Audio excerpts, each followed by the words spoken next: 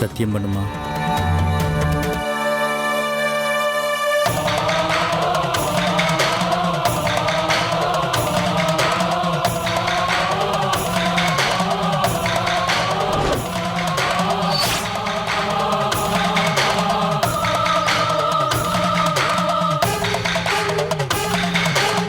இப்போ நீ இவங்க எதிரில் நம்ம கருப்பன் சாட்சியாக சத்தியம் பண்ணுற.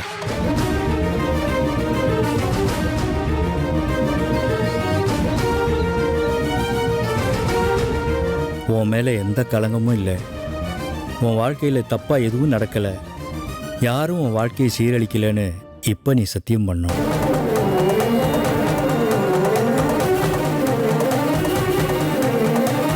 நீ பரிசுத்தமாக நீ இன்னும் எங்கள் பொண்ணாக தான் இருக்கேங்கிறத நீ இப்போ பண்ண போகிற சத்தியந்தாமா நிரூபிக்கும்.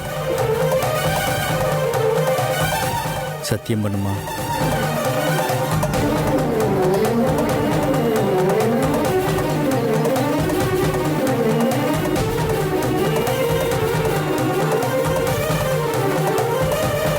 சத்தியம் பண்ணுமா?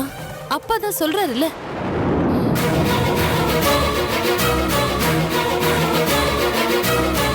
இந்த கல்யாணம் நடக்கணும்னா நீ இங்க சத்தியம் பண்ண வேண்டியது அவசியம்மா. இது உங்க அப்பாவோட மான பிரச்சனை இல்லையா?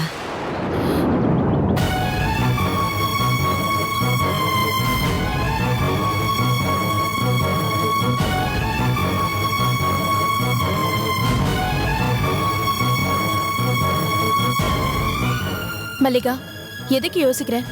நேத்து கோவில் பக்கத்துல உனக்கு தப்பா எதுவும் நடக்கல. யாரும் உன்னை கெடுக்கல.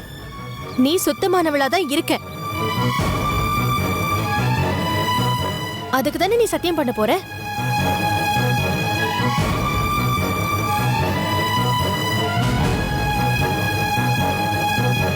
இவங்க சந்தேகப்பட்டு கேக்குறதெல்லாம் நேத்து நடந்த சம்பவத்தை பத்தி தானே?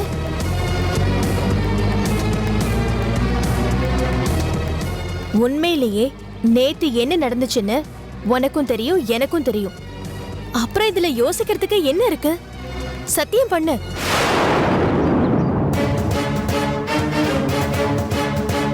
என்னாச்சு மல்லிகா? சத்தியம் பண்ண.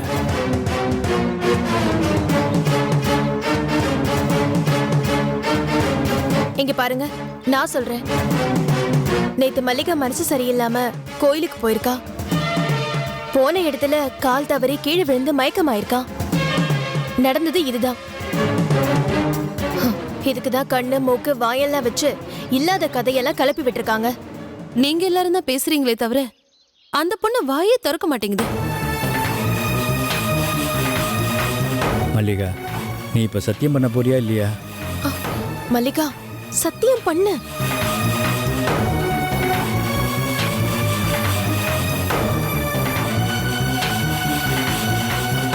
தைரியமா பண்ணு மல்லிகா. நேத்துதான் உனக்கு ஒண்ணுமே நடக்கலல்ல.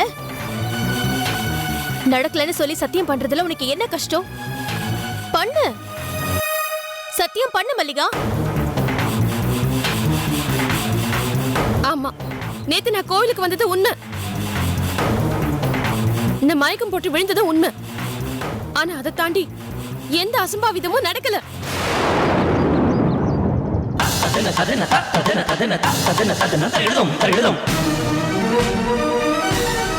யாரும் தேவையில்லாம சந்தேகப்பட்டு என் நிம்மதியை தயவு செஞ்சு கெடுக்காதீங்க. நேத்து எந்த விதமான தப்பான சம்பவமும் நடக்கல. இது இந்த கருப்பு மேல சத்தியம்.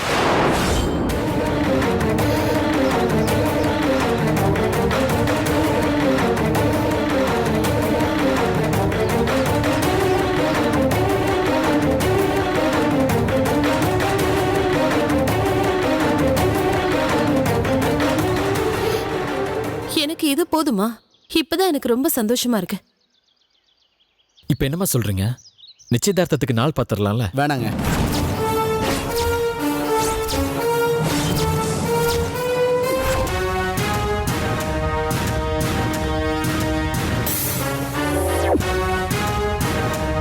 அண்ணே, பாயசம் எடுத்துக்கோங்கண்ணே.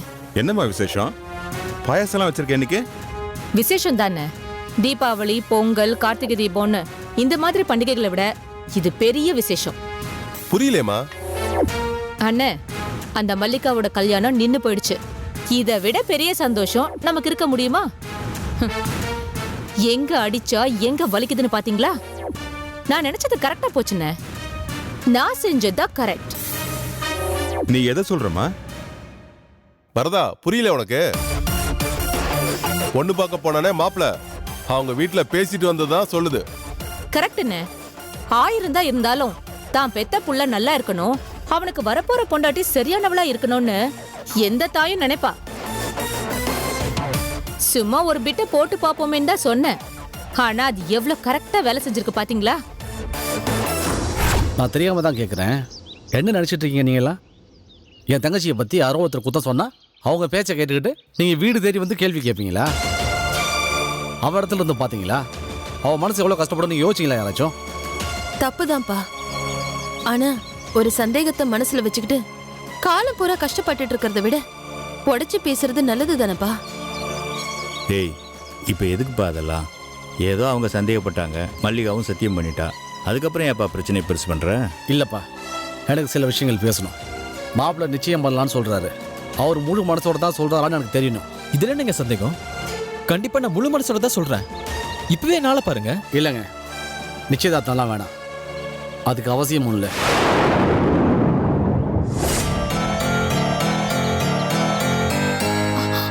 அண்ணே, ஏன்னு இப்படி பேசுறீங்க? வேற எப்படி பேசுவாங்க? இவ்வளோ தூரம் நடந்திருக்கு, விஷயம் எல்லாருக்கும் தெரிஞ்சு போச்சு. இதுக்கப்புறம் நிச்சயம் எல்லாம் வேணாம். அண்ணே, நல்ல நாளாக பாருங்க, ஸ்ட்ரைட்டாக கல்யாணத்தை வச்சுக்கலாம். அப்பாடா, நான் என்னமோ ஏதோன்னு பயந்துட்டேன். மல்லிகா, உங்க அண்ணன் விவரமா தான் இருக்காரு. எங்களுக்கு எந்த ஆட்சேபனையும் இல்ல. கல்யாணத்துக்கு நாளை பாருங்க. நாளைக்கே கல்யாண நாளும் சொல்லுங்க, நாங்க ரெடி. என் புள்ள உங்க தங்கச்சி கழுத்துல தாலியை கட்டுவோம். இதுக்கு மேல வேற என்னங்க வேணும்?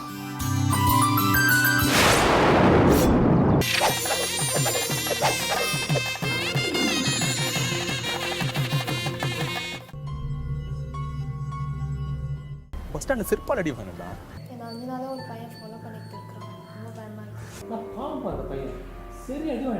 நம்ம ஆசைப்பட்டது வேற எவனுக்குமே கிடைக்கூடாது. அவள் தான்.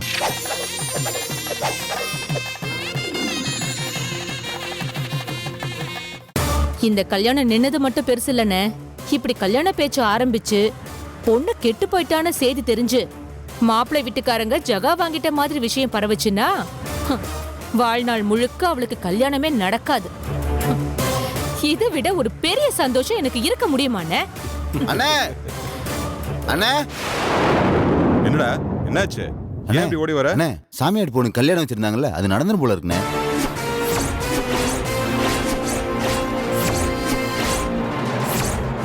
அண்ணே, முதல்ல மாட்டேன்னு சொன்னவங்க இப்ப கல்யாணத்துக்கு ஒத்துக்கிட்டாங்கண்ணே.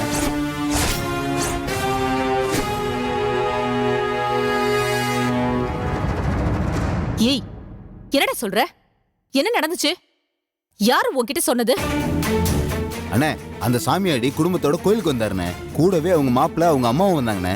அந்த பொண்ணு கருப்பு சாமி மேல சத்தியம் பண்ணுச்சுண்ணே.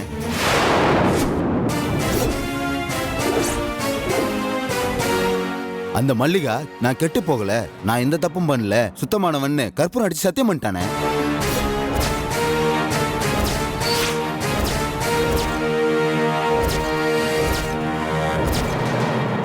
அண்ணே, நாங்க தான் யாரோ சொன்னாங்கன்னு தப்பான முடிவுக்கு வந்துட்டோம். எங்களை மன்னிச்சிடுங்க, பழசெல்லாம் மறந்துடுங்கன்னு சொல்லி நாம பேசினபடி கல்யாணத்தை முடிச்சிடலாம்னு சாமி சன்னிதானத்துல சொல்லிட்டு கிளம்பிட்டாங்கண்ணே. நடக்க கூடாதுன்னு, இந்த கல்யாணம் நடக்க கூடாது. எப்படி நடக்குதுன்னு நானும் பார்த்துடுறேன்.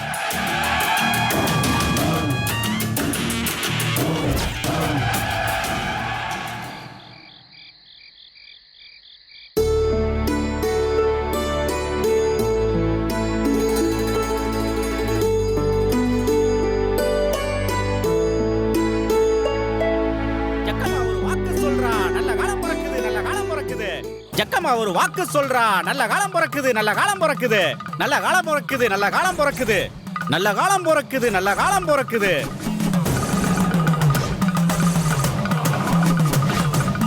நல்ல காலம் பிறக்குது, நல்ல காலம் பிறக்குது. ஜக்கம்மா ஒரு வாக்கு சொல்றா, நல்ல காலம் பிறக்குது, நல்ல காலம் பிறக்குது. ஜக்கம்மா வாக்கு பழிக்கும் நல்ல காலம் பிறக்குது. ஜக்கம்மா வார்த்தை பழிக்கும் நல்ல காலம் பிறக்குது. ஜக்கம்மா வாக்கு தப்பாது. ஜக்கம்மா வாக்கு தப்பாது. ஜக்கம்மா ஒரு வாக்கு சொல்லிட்டா. இந்த வீட்டுக்கு ஒரு வாரிசு வரப்போகுது. இந்த வீட்டுக்கு ஒரு வாரிசு வரப்போகுது. நல்ல காலம் பிறக்குது. நல்ல காலம் பிறக்குது. ஜக்கம்மா வாக்கு தப்பாதுமா, தப்பாது. நல்ல காலம் பிறக்குது. நல்ல காலம் பிறக்குது. ஜக்கம்மா வாக்கு பழிக்க போகுது. காணாம போன சொந்தம் திரும்பி வரப்போகுது. ஜக்கம்மா வாக்கு பழிச்சே தீரும். ஜக்கம்மா வாக்கு பழிச்சே தீரும். இந்த குடும்பத்துக்கு இனிமே எல்லாமே நல்லதா நடக்க போகுது. நல்லதா நடக்க போகுது. என்னங்க என்னங்க எழுந்துருங்க. என்ன என்ன ஆச்சுமா? ஏங்க கேட்டிங்களா? அந்த குடுகுடுப்புக்காரன் சொல்றத கேட்டிங்களா? சொத்து பறிபோனாப்ல சொந்தம் பறிபோச்சே. இந்த வீட்டுக்கு ஒரு வாரிசு வரப்போகுது தாயே. தாத்தா ஜக்கம்மா ஒரு வாக்கு சொல்றா. பழிச்சே தீரும். பழிச்சே தீரும். இந்த வீட்டுக்கு ஒரு வாரிசு வரப்போகுது. வாரிசு வரப்போகுது. நல்ல காலம் பிறக்குது. நல்ல காலம் பிறக்குது. ஜக்கம்மா வாக்கு பழிக்கும். ஜக்கம்மா வாக்கு பழிக்கும். கடவுளே, நல்ல வாக்கு சொல்ல போறா. நல்ல வாக்கு சொல்ல போறா. ஜக்கம்மா வாக்கு பழிக்காம போறதில்ல. பழிக்காம போறதில்ல. ஏங்க கோடாங்கி குறி சொல்லிட்டு போறது நமக்கு தானே? ஏய் என்னாச்சு உனக்கு?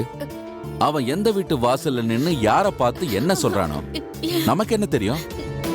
வெளியில போய் பார்க்கவும் கூடாதுன்னு சொல்லுவாங்க. சும்மா கண்டதை நினைச்சு மனசை போட்டு குழப்பிக்காம பேசாம படு. இல்லங்க இல்ல, எனக்கு சந்தேகமே இல்ல.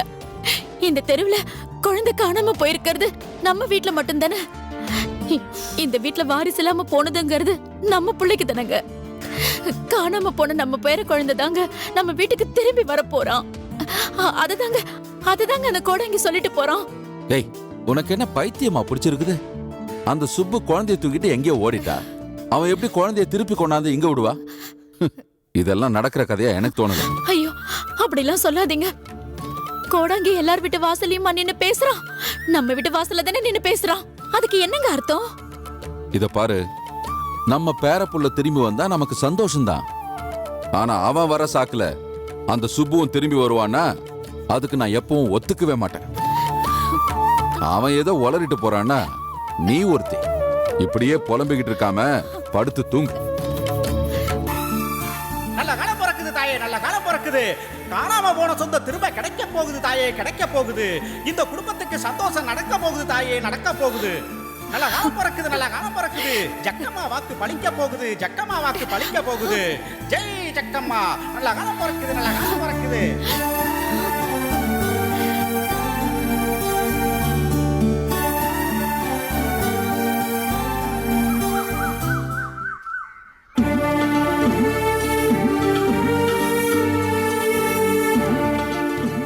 எனக்கு ரொம்ப கவலையா இருக்கு ரேணுகா.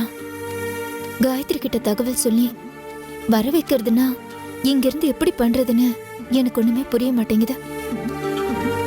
ஏதாவது ஒரு வழி கிடைக்கும் வனிதா. கொஞ்சம் வெயிட் பண்ண. நானும் அதை பத்தி தான் யோசிச்சுட்டு இருக்கேன். இங்க நமக்கு ஹெல்ப் பண்ணக்கூடியவங்க யாருன்னு தெரிஞ்சா அவங்க மூலமா காயத்ரிக்கு தகவலை சொல்லி நம்மள வந்து பார்க்க சொல்லலாம்.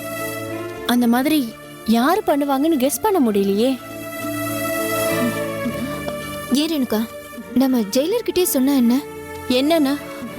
இல்ல, காயத்ரி கிட்ட கொஞ்சம் பேச வேண்டியிருக்கு. அவங்கள வந்து பார்க்க சொல்லுங்கன்னு சொன்னா அவங்க ஃபோன் பண்ணி தகவல் சொல்ல மாட்டாங்களா? நல்ல மூட்ல இருந்தா செய்யக்கூடியவங்க தான். ஆஃப்டர் ஆல் எல்லாரும் மனுஷங்க தானே.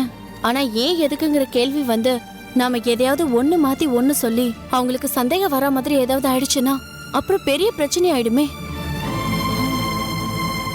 எப்படியாவது அந்த பொண்ணு சக்தியை பத்தி நம்ம காயத்ரிக்கு தெரியப்படுத்தணும்.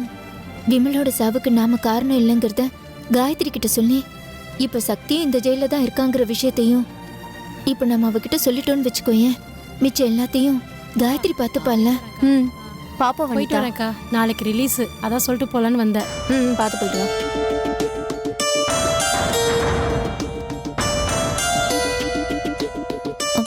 ரேணுகா, நம்ம அப்புறம் பேசுவோம். வனிதா, என்ன ரொம்ப சீரியஸா உங்க ஃப்ரெண்டு கிட்ட பேசிட்டு இருக்கீங்க போல இருக்கு? இல்ல அதெல்லாம் ஒண்ணும் இல்ல, எப்பவும் போலதான் பேசிட்டு இருந்தோம். ஓ அப்படியா? உங்ககிட்ட ஒரு விஷயம் சொல்லணும். நாளைக்கு நான் ரிலீஸ் ஆக போறேன்.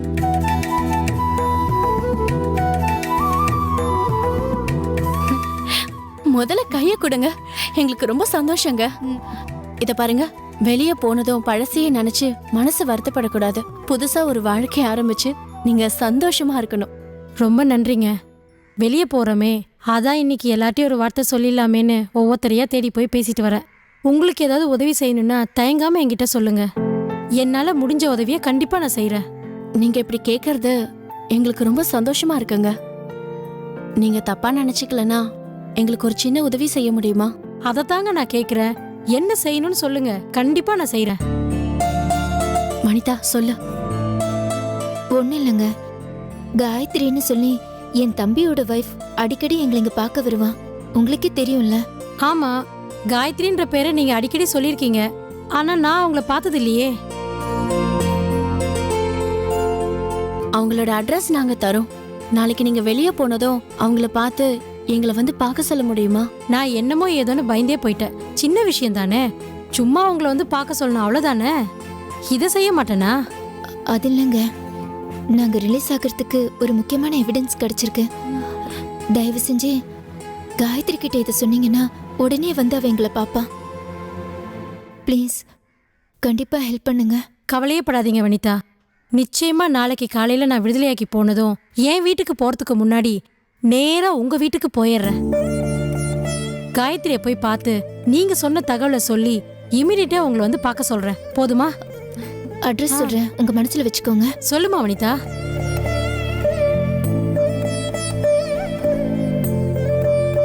மனசோட வச்சுக்கோங்க.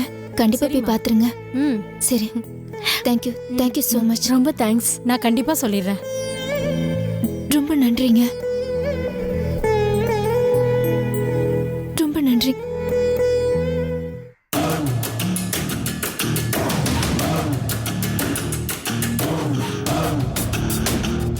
எக்ஸ்கியூஸ் மீ, வீட்ல யாரும் இல்லையா?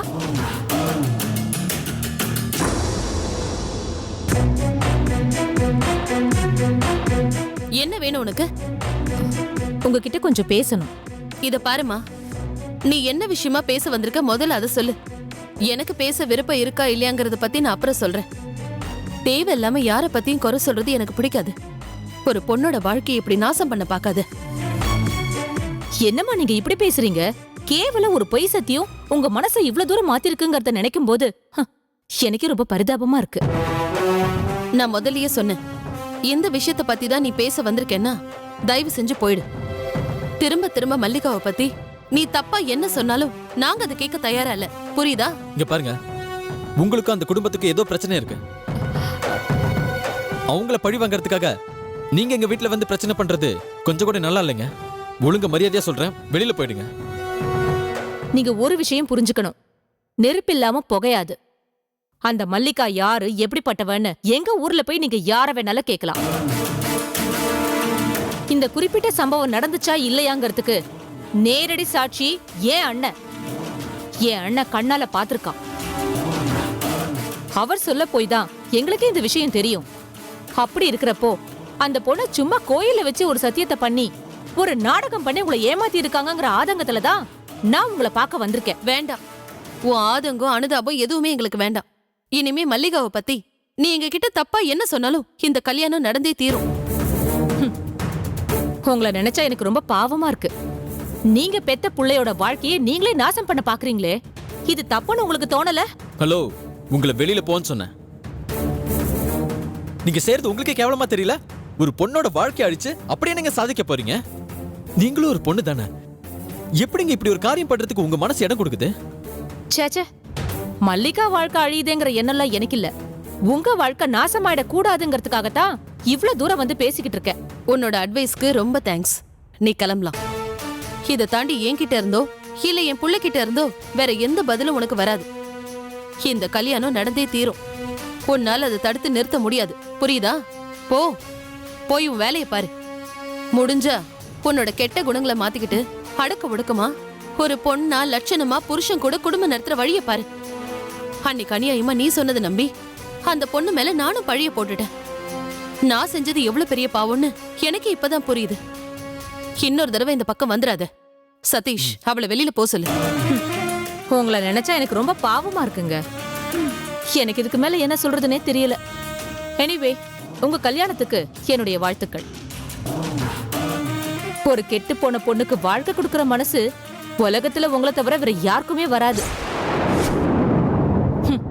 நல்லா இருங்க.